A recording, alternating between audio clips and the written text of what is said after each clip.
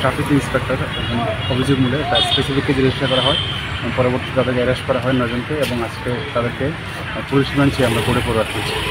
324 / 5 303 / 2 305 / E and 305 BNS section convex mirror এবং একটি traffic signal উদ্ধার করা হয়েছে, এবং তারা যে বাইক ব্যবহার করেছিল এর মধ্যে একটি বাইক রিকভারি করা হয়েছে।